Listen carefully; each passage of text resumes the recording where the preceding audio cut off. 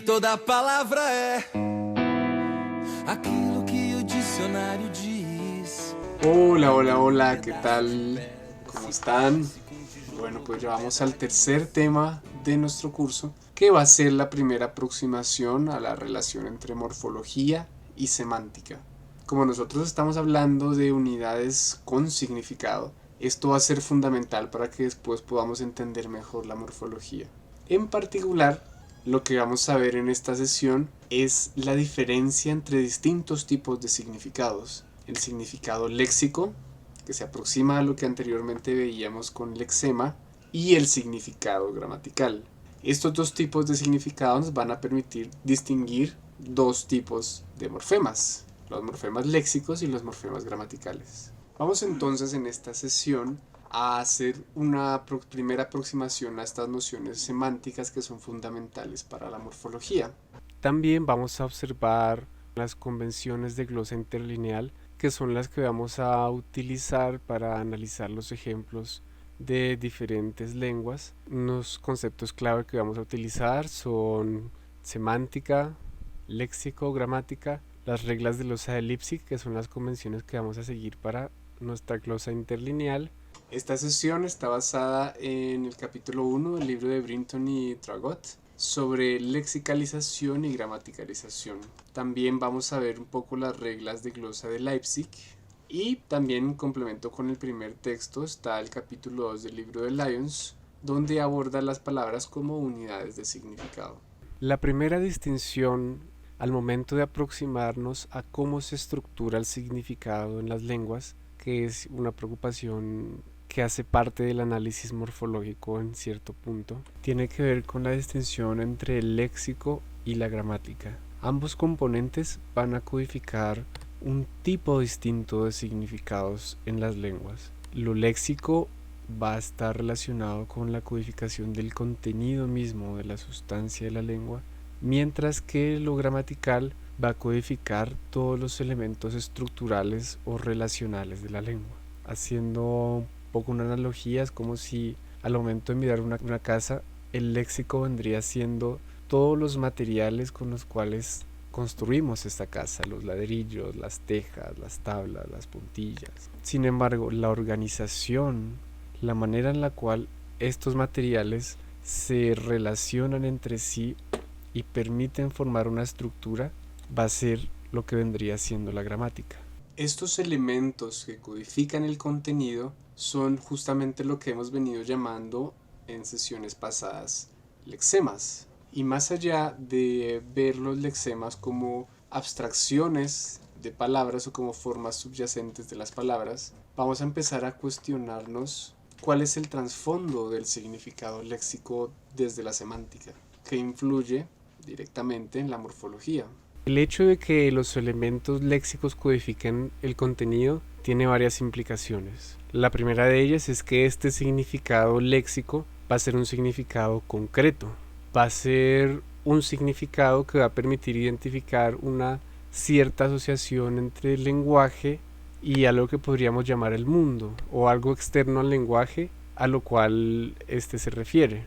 Por ejemplo, en este caso nosotros tenemos este elemento y si queremos analizar el significado de mueble, pues fácilmente podemos remitirnos a un objeto del mundo que está por fuera del lenguaje. Pero además vamos a tener que estos elementos léxicos, al ser agrupados, vamos a dar cuenta de que estos primero son mucho más numerosos que los elementos gramaticales. Y también este significado va a cambiar mucho más fácilmente entre un hablante y otro. No sé, por ejemplo, las personas que son gamer seguramente conocen una cantidad de términos y de expresiones que utilizan al momento de jugar, de los cuales yo no tengo ni idea. Gankear, soportear, farmear, qué sé yo. Que no va a afectar de todas maneras de manera significativa el hecho de que podamos comunicarnos como hablantes del español. También al momento de ver estas agrupaciones podemos observarlas desde el punto de vista semántico. Podemos definir algo que vamos a llamar campos semánticos, que por el momento no vale la pena profundizar mucho, pues algo que se ve en mayor profundidad en un curso de semántica, pero que vendrían siendo en cierta medida agrupaciones de elementos que vamos a categorizar y a agrupar a partir de un significado común, de un significado compartido. Entonces un campo semántico pueden ser los animales, y ahí tenemos cualquier cantidad de elementos léxicos: panda, león, rinoceronte, caballo, bla bla bla. En la sintaxis también podemos crear agrupaciones, pero en este caso ya no tendríamos en cuenta un significado compartido, sino unas características estructurales, gramaticales, que van a permitir distinguir unas unidades de otras. En este caso podemos agrupar estos elementos léxicos en nombres, sustantivos, verbos, adjetivos, etc. Los elementos gramaticales, por otro lado, tienen un significado mucho más relacional, mucho más abstracto, que más allá que darse a partir de la asociación del lenguaje con el mundo o con algo externo al lenguaje, se va a definir en términos de las oposiciones o los contrastes internos que se den en el lenguaje. Por ejemplo, en el caso del pronombre de primera persona singular, yo, en el español, tenemos que, si quisiéramos definir este significado de este morfema, sería muy difícil refiriéndonos a algo en el mundo, porque en un contexto yo puede referirse a David Felipe, yo puede referirse a Pepita, puede referirse a Pepito. En cada contexto va a variar su referencia. Es posible abstraer ese significado y pensar en yo como la persona que está emitiendo el mensaje dentro de una situación comunicativa particular, ¿cierto? Cuando esa persona es una sola. No obstante, la razón por la cual yo puedo saber que este conjunto de fonemas realmente está codificando esto es porque yo puedo compararlo, contrastarlo con tú, con él, con ella, con nosotros, con ustedes, con ellos, y de esa manera darnos cuenta que en el español este morfema se está oponiendo a otros tanto en persona como en número, y que este valor de persona y de número se define en tanto a todo lo que no son los demás. En una lengua en la que, por ejemplo, exista un sistema de número de singular, dual y plural, es decir, cuando nos estamos refiriendo a una cosa, cuando nos estamos refiriendo a dos, o cuando nos estamos refiriendo a más de dos, dentro de ese sistema, plural tiene un significado diferente del que tiene, por ejemplo, en el español, donde simplemente plural contrasta con singular. Esto conlleva a que las agrupaciones de elementos gramaticales sean mucho más reducidas que las léxicas. Es decir, vamos a tener mucho menos elementos gramaticales que léxicos en las lenguas, y esos elementos van a tener un significado mucho más estable. Nosotros podemos categorizar o empezar a crear esas agrupaciones también, así como en el caso de lo léxico, en términos semánticos y sintácticos. Semánticamente nosotros podemos agrupar estos elementos gramaticales en categorías gramaticales que van a compartir igual también unos ciertos rasgos en su significado, pero que van a estar mucho más restrictos a lo estructural. Y aquí podemos tener tiempo gramatical, aspecto, persona, género, número. Pero también en algunas lenguas vamos a tener que cuando estos morfemas gramaticales son libres, es decir, pueden constituir palabras por sí mismas, también podemos agruparlos en clases sintácticas, en este caso menores. Tendríamos, por ejemplo, los artículos, los demostrativos, las conjunciones, las partículas, que no tendrían este significado concreto y léxico, sino que también estarían codificando las relaciones entre los elementos involucrados. A pesar de que en muchos sentidos podemos encontrar una complementariedad entre lo que vendría siendo lo léxico y lo que vendría siendo lo gramatical, la frontera entre lo léxico y lo gramatical en realidad no es discreta, sino que hay una suerte de continuidad o de progresión al menos entre lo que vendría siendo lo léxico y lo que vendría siendo lo gramatical. En muchos casos las raíces, no en todos, van a tener un significado léxico. Y si miramos, por ejemplo, los morfemas flexivos, pues van a tener evidentemente un significado gramatical. Pero ¿dónde ubicarían ustedes, por ejemplo, los morfemas derivacionales? Y la cuestión es que si bien su significado es mucho más gramatical que el que tienen muchas raíces, también tenemos que no es tan gramatical como las flexiones. Estaría un poco en un punto intermedio que igual sigue estando más próximo a lo gramatical porque también está permitiendo codificar ciertos valores estructurales o relacionales en la lengua, pero que igual estos valores estructurales y relacionales van a estar enfocados en la formación de nuevos elementos léxicos. Por lo pronto, lo importante es darnos cuenta que existen estos dos grandes tipos de significado que van a tener unas características prototípicas, pero que igual vamos a tener muchos casos en los cuales van a haber morfemas cuyo significado va a entrar aquí en esta frontera difusa entre ambos. En estos tres ejemplos podemos observar cómo hay ciertas palabras compuestas por dos verbos diferentes, por dos raíces verbales distintas, cuyo significado es léxico, y tendríamos aquí un afijo cuyo significado es gramatical en medio de las dos raíces. Y a partir de la combinación entre estos dos elementos léxicos, nosotros tenemos una interpretación diferente del evento que se está queriendo comunicar. Si yo quiero decir que tengo una lanza, pues combino el verbo tener con el verbo hacer. Si quiero decir que alguien está trayendo la lanza, combino el verbo tener con el verbo venir. Y si digo que alguien cogerá la lanza, entonces tendría el verbo tener con el verbo ir. Y en este caso al menos vamos viendo que no está expresado ningún morfema gramatical.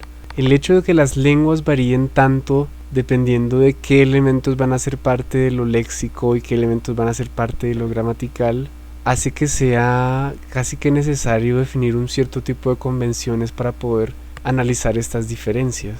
Y es justamente de ahí que proviene la motivación de la glosa interlineal, la cual van a ser una serie de convenciones que vamos a utilizar para presentar y analizar los ejemplos lingüísticos de la lengua, las lenguas que estemos analizando.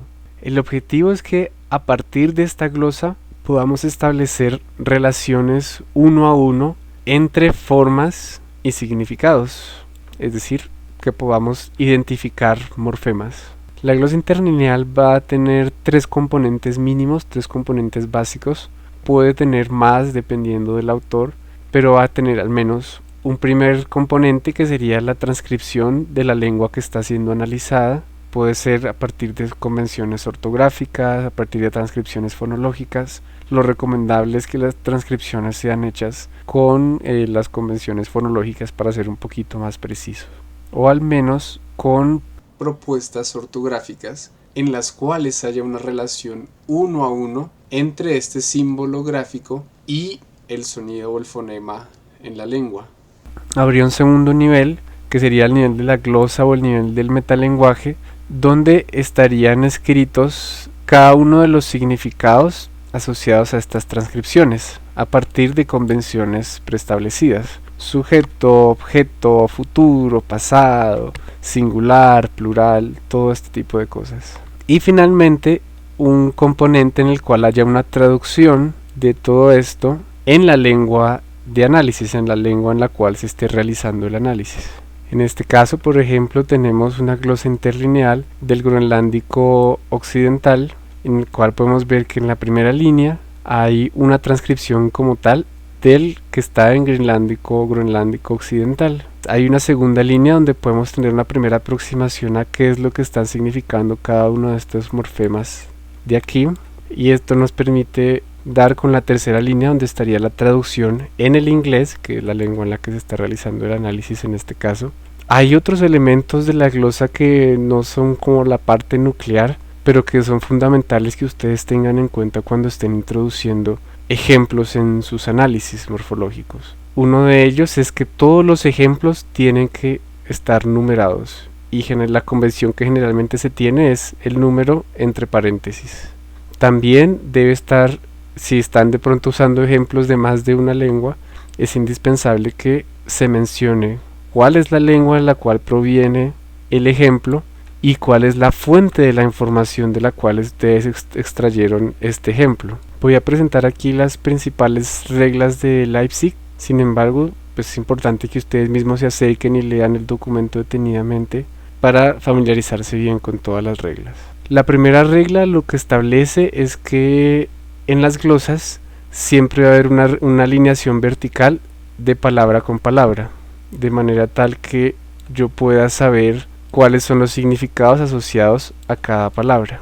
La segunda regla establece que tiene que haber una relación una a una entre las formas, los morfos de los morfemas y sus significados.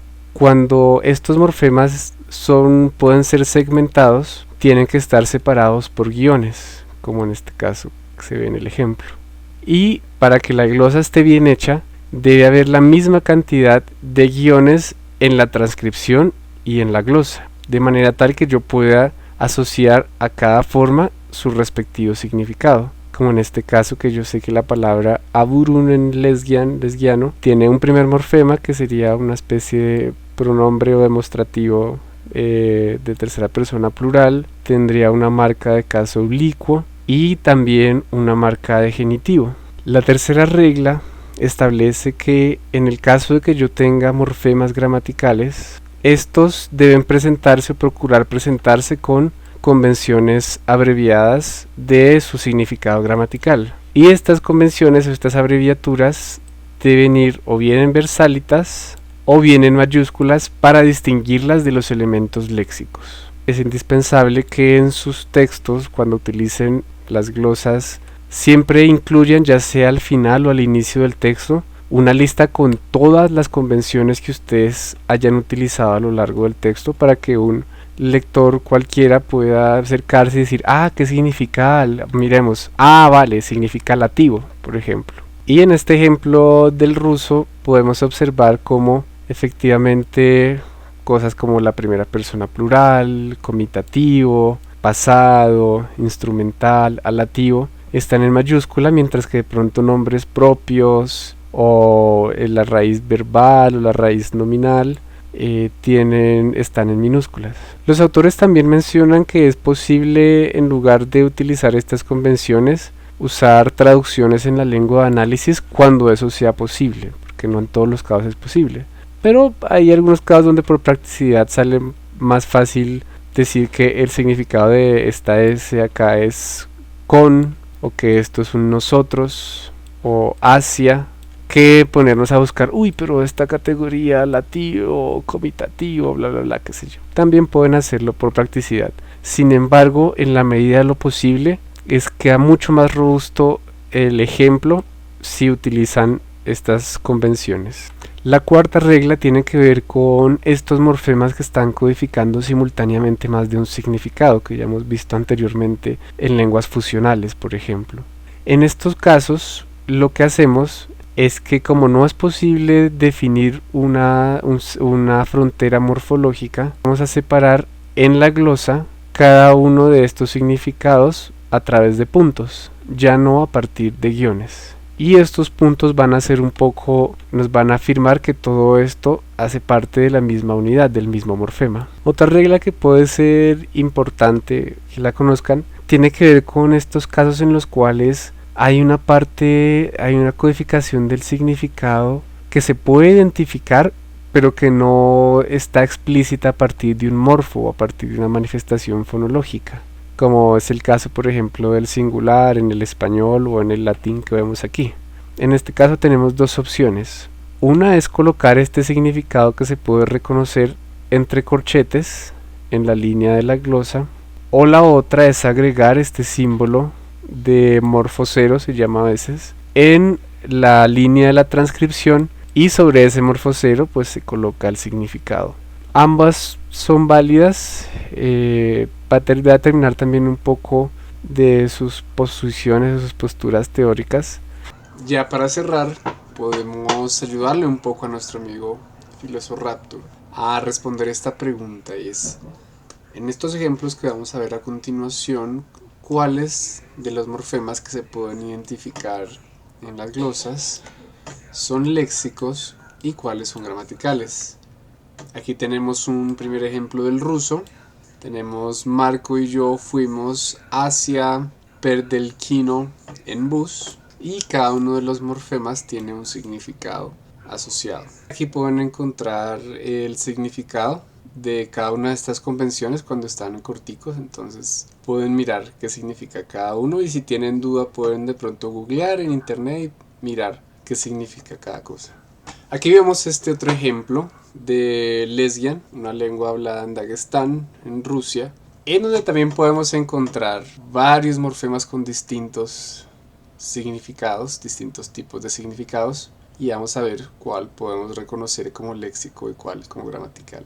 Finalmente tenemos este ejemplo del francés, que tal vez puede implicar, a pesar de que es mucho más corto, una dificultad un poco mayor, y es que estas palabras están codificando varios significados sin que sea reconocible una frontera morfológica.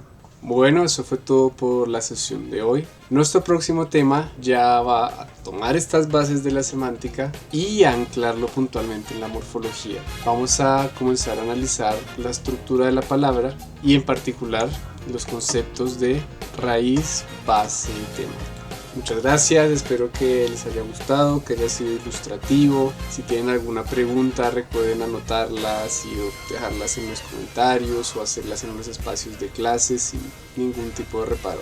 Nos estamos viendo y un abrazo.